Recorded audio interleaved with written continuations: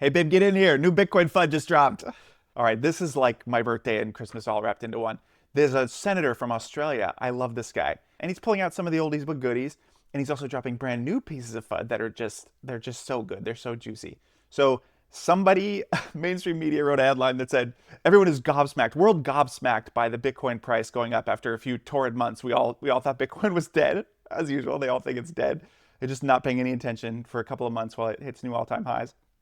So somebody tagged this senator from Australia and said, hey, you seem to know everything about Bitcoin. What do you think about this? Sarcastically, knowing he would take the bait. And he said, I do know everything about Bitcoin. And then he went through some of the old oldie but goodie greatest hit pieces of FUD. And then he dropped, you cannot eat a Bitcoin. So this is terrible, terrible news for all Bitcoiners. Now, we've all been selling everything we own, our cars, our chairs, our houses, to get more Bitcoin. But no one ever bothered to tell me that you can't eat the Bitcoins once you get them. So this is going to be a big, big problem because Bitcoiners are going to be so wealthy with so much magic internet money that they're just going to starve. But this begs a very interesting question because I've never been to Australia, where this senator is from. Can you eat gold in Australia? Or can you eat the Australian dollars? He seems very concerned about the population not having enough food. And the central bank can print an infinite amount of dollars. So if the population can eat the dollars, then the problem is solved. Which actually might be an interesting idea if you could eat the dollars, because then they might actually become more scarce instead of the supply just growing to infinity forever. So of course, I mean, the first one, of course, that he dropped, Bitcoin is a Ponzi scheme. This guy might actually be a moderator of the Buttcoin subreddit, where they all go and have their little Bitcoin co-parties when the price goes up. Of course, they don't understand how Bitcoin works, but they don't even actually understand what a Ponzi scheme is. A Ponzi scheme is when a central operator is making fraudulent promises to people and paying old investors with new money. Now, they seem to think that sounds like Bitcoin. To me, that sounds exactly like something else that we know of as, say it with me, the central bank. When you pile up so much debt that you can't even pay it back with all the dollars that are in existence, and you must create new dollars to pay off old debt. That is exactly what a Ponzi scheme is. And they even have the word central right in the name of the bank. So BlackRock or somebody else buying scarce Bitcoin and the price going up, that's just supply and demand. That's all that is. That's very, very simple Econ 101. Of course, our senator also, he's very, very concerned about Australians need to be producing real things. So what does Bitcoin produce? He said, well, it doesn't produce anything. It's just people trading it back and forth with one another. It's a very, very strange question to ask because money does not produce anything. What does gold produce? Gold's been money for 5,000 years. What does it produce? Exactly. What do dollars produce?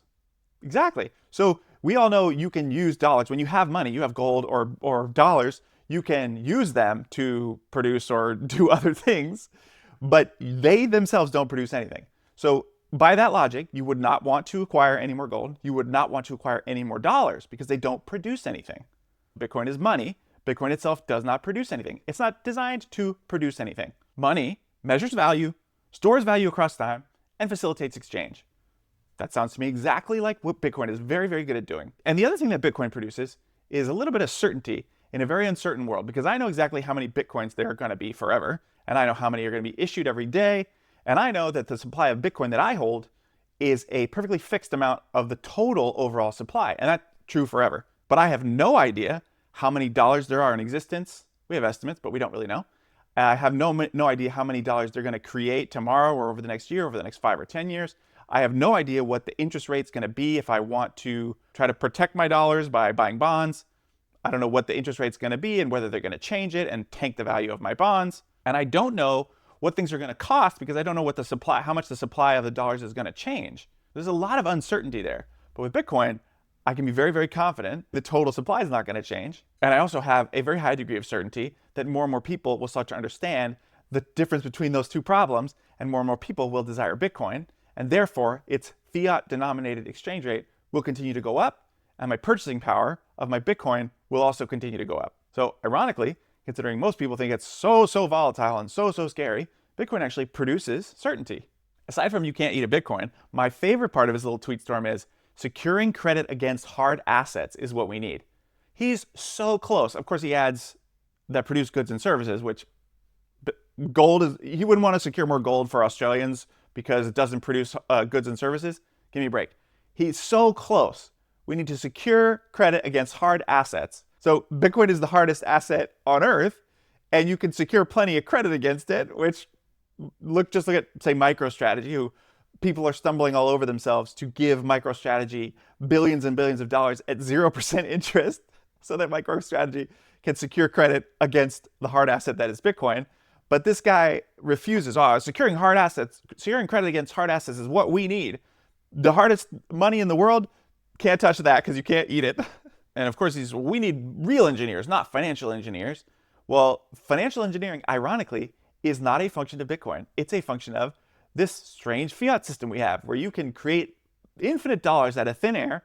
And right now, in a very strange moment in time between a weird fiat standard that's not going to last and a hard money Bitcoin standard that's coming, we have this weird moment in time where somebody will actually give you a bunch of those dollars so that you can buy Bitcoin with it. So, of course, people in the market are saying, you'll just print dollars out of thin air and give them to me and let me buy hard money with them? That's the strangest thing I've ever heard. Yeah, let's do it. Let's do more of that. Give me as many of those fake dollars as you possibly are willing to, and I will use them to buy Bitcoin, which is the hardest money on earth.